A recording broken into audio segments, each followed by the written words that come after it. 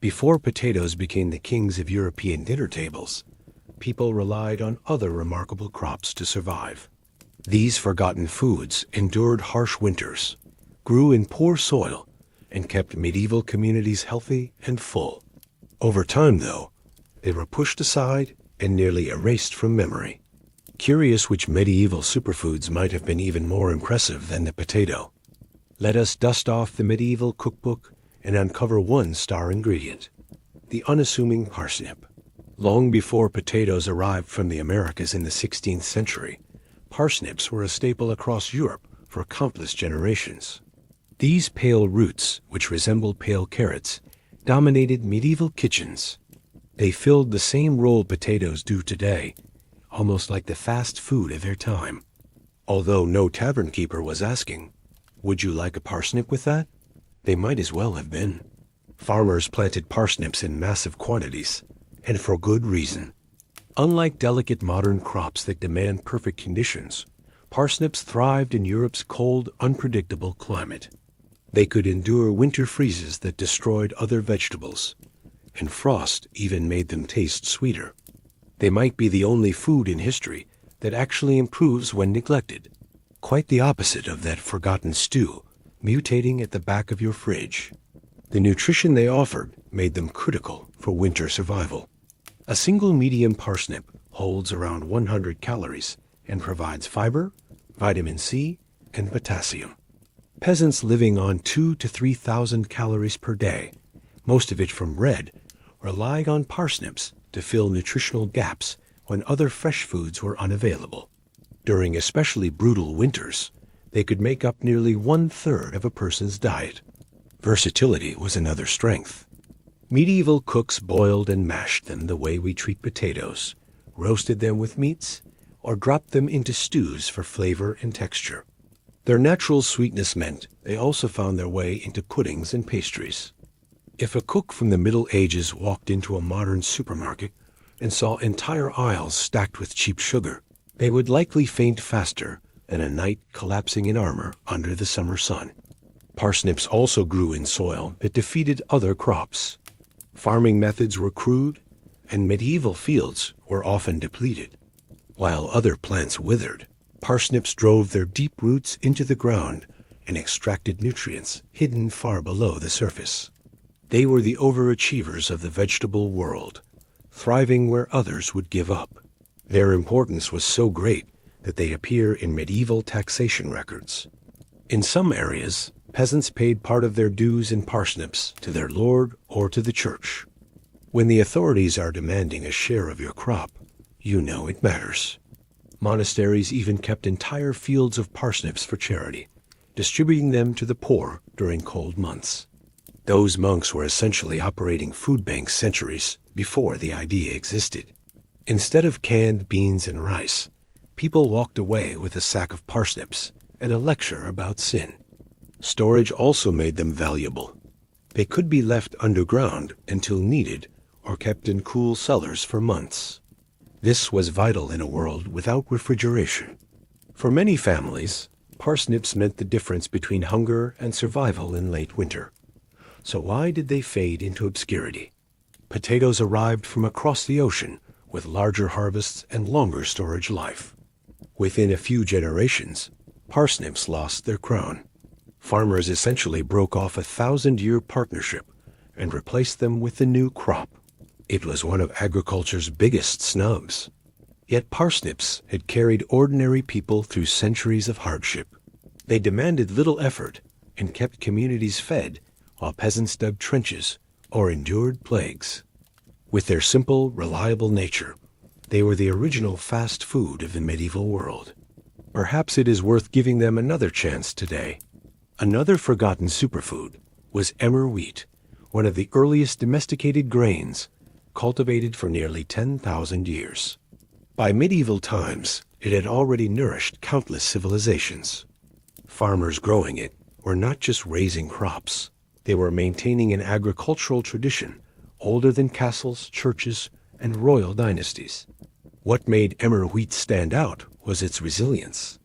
It thrived in rocky, nutrient-poor soils where modern wheat would struggle. Wooden plows barely scratched the earth, and fertilization was rare. Yet emmer harvests remained steady year after year. Nutritionally, it was exceptional. Emmer wheat contains about 30% more protein than modern wheat and is richer in iron, zinc, and magnesium. Bread baked with it was dark, dense, and extremely heavy. If you dropped a loaf on your foot, you might need more than bread to recover. Still, this hearty bread was the backbone of the medieval diet. It often accounted for up to 70% of daily calories. When harvests failed, the result was not simply hunger, but riots. Records describe angry mobs rising up when grain was scarce or when prices spiked too high. For medieval people, losing bread was more disruptive than losing internet access would be today. Grain was so essential that it even served as currency. Many peasants paid their taxes with measures of wheat instead of coins.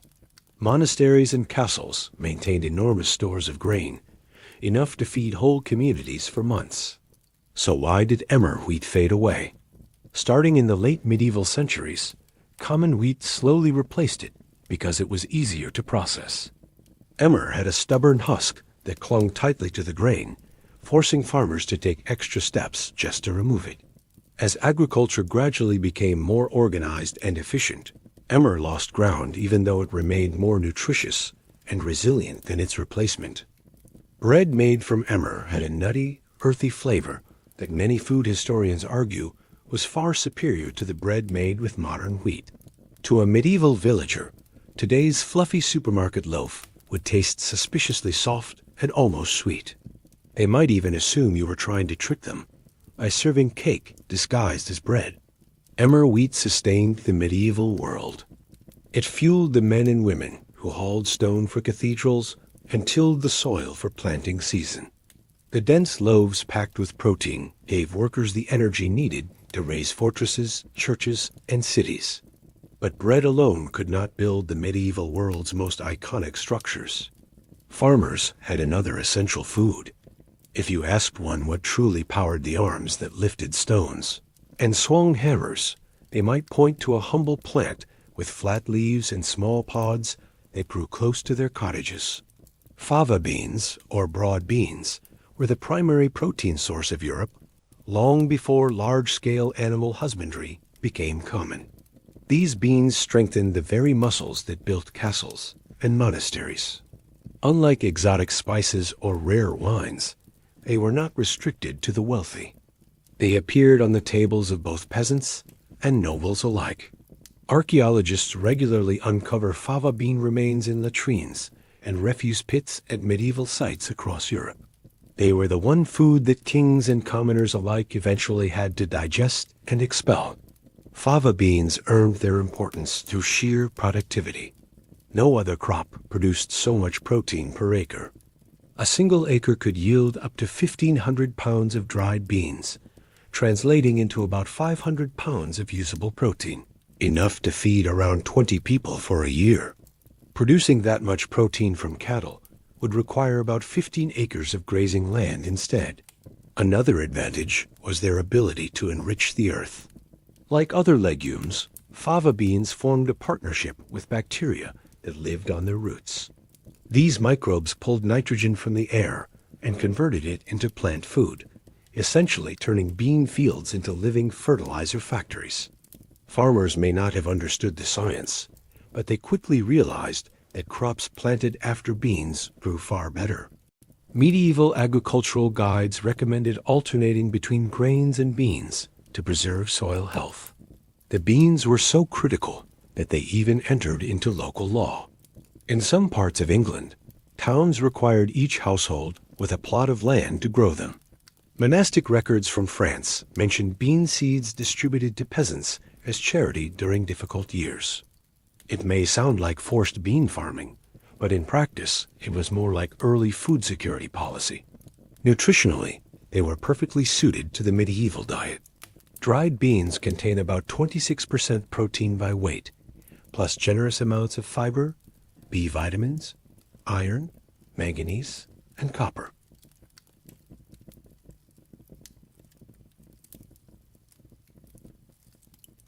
For families who rarely ate meat, beans often made the difference between nourishment and weakness.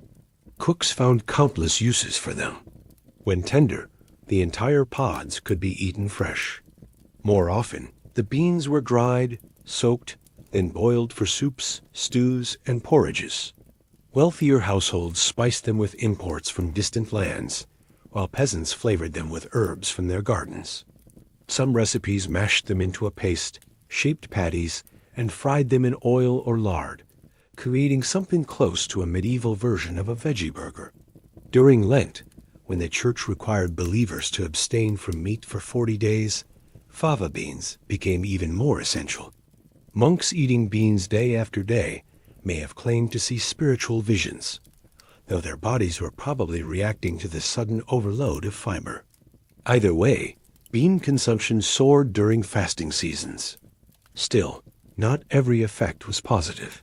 Some people of Mediterranean descent carried a genetic trait called glucose 6-phosphate dehydrogenase deficiency.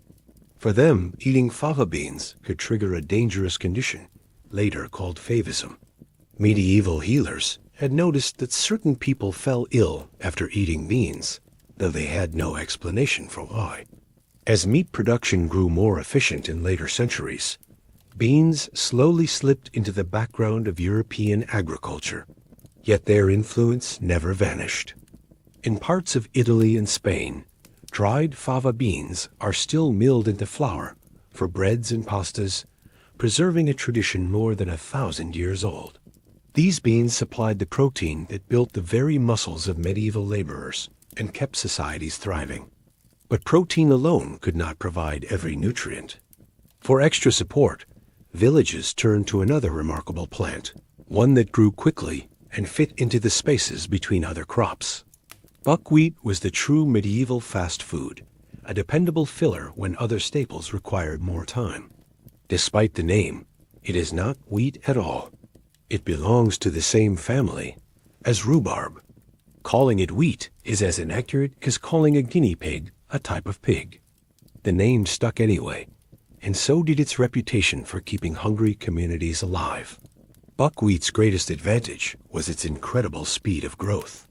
While wheat demanded many months to reach maturity, buckwheat could be harvested in only 10 to 12 weeks.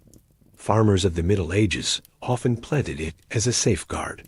If the main grain crop failed, buckwheat could still prevent famine during the cold season. It was essentially a medieval version of ordering takeout when dinner is ruined, the dependable backup plan that always came through. This modest crop thrived in poor acidic soils where other grains struggled. It grew with ease in rocky, sandy, or clay-rich ground with very few nutrients. It was essentially the I will eat whatever is in the cupboard plant of medieval agriculture. Cooks of the period used buckwheat in porridge, pancakes, coarse breads, and even beer. The dark beer it produced was less expensive than barley beer, but it still supplied valuable calories and nutrition. Medieval buckwheat beer probably tasted like liquid bread with a punch, but after a day spent hauling stone for cathedral building, nobody was lodging complaints about subtle notes of flavor. The nutritional strength of buckwheat would delight modern health advocates. It contains all 8 essential amino acids, making it a true complete protein. Cup for cup, medieval buckwheat gave more protein than modern oatmeal, more antioxidants than many fruits, and more fiber than pale bread could ever offer. If medieval buckwheat had its own online presence today, it would be posting weightlifting photos and promoting training plans. Even more impressive was its power to enrich the soil. Its rapid and dense growth suppressed weeds and reduced erosion. Its roots released compounds that made phosphorus easier to absorb for later plantings. Farmers of the period did not grasp the chemistry, but they noticed that fields planted with buckwheat produced better crops the following year. Buckwheat was essentially feeding the ground, fighting weeds, and feeding people at the same time. The multitasker of the Middle Ages that puts our modern efforts at balance to shame. Why then did buckwheat lose importance? As farming became more industrial, crops were judged by their yield and their ability to be stored. Wheat, Corn and rice lasted longer and produced more calories per acre. Buckwheat was removed from prominence for being too unusual and unpredictable, traits that may be charming in a friend, but unsuitable for industrial farming. Today, buckwheat is sold as an expensive superfood, something that would astonish farmers of the Middle Ages who regarded it as nothing more than a fallback crop. A medieval peasant would be shocked to see city workers paying high prices for what was once the emergency, food when better grains were scarce. Paying that much for the crop that was only meant to keep hunger away? Did all the real food vanish? When the cold season arrived and fresh produce disappeared, medieval villages turned to stored goods such as buckwheat.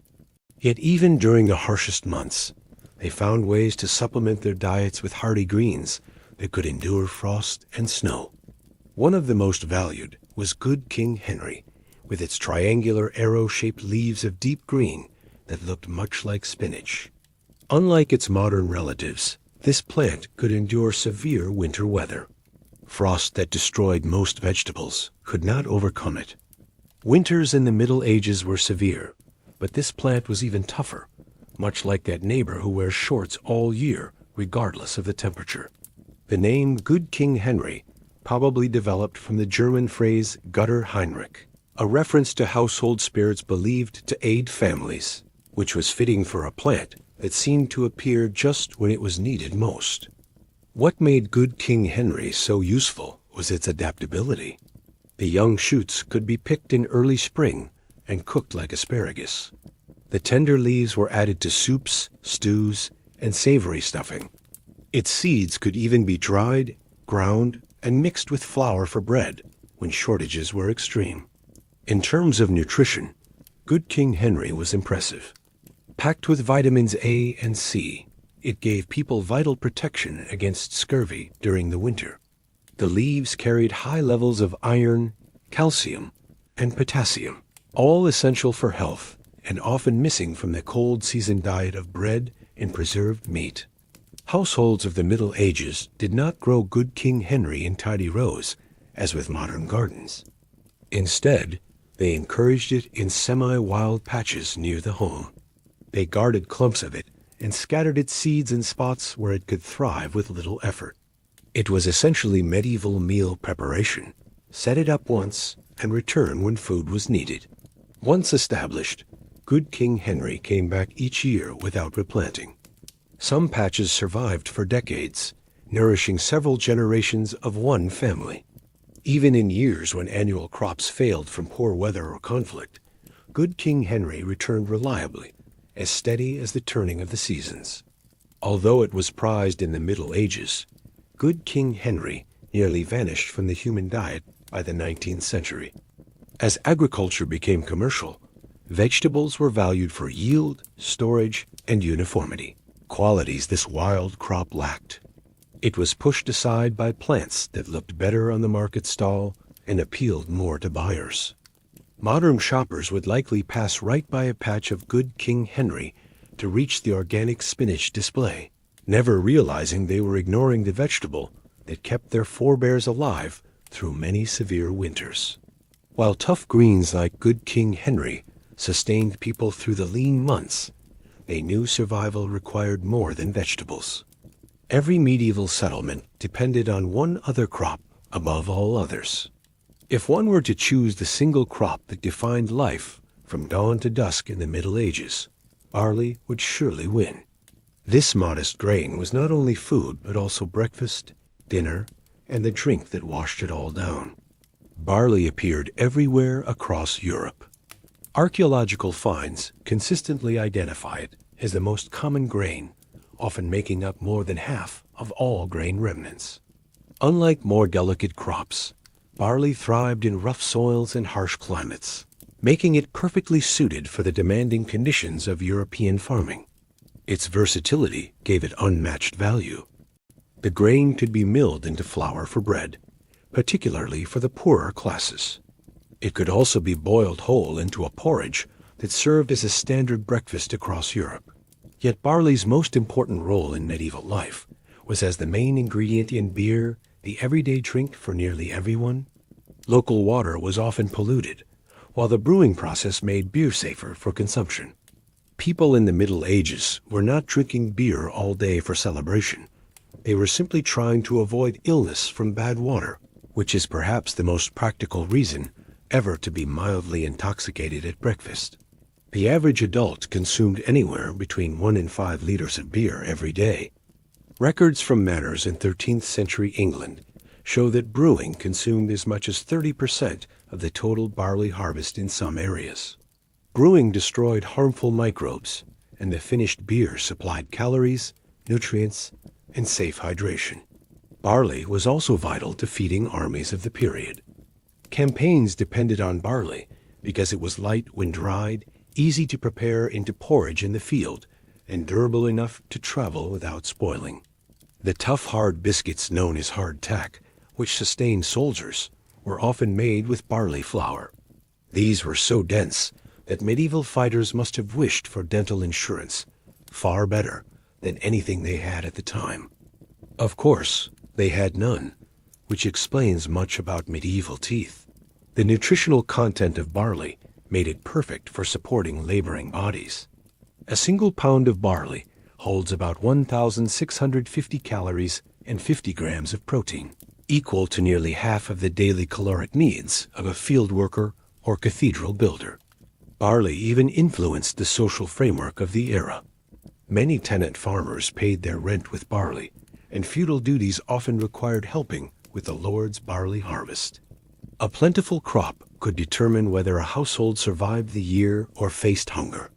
Brewing barley also opened doors for women. In many regions of Europe, brewing was seen as women's work until later centuries. Female brewers, known as alewives, made beer at home and sold the extra.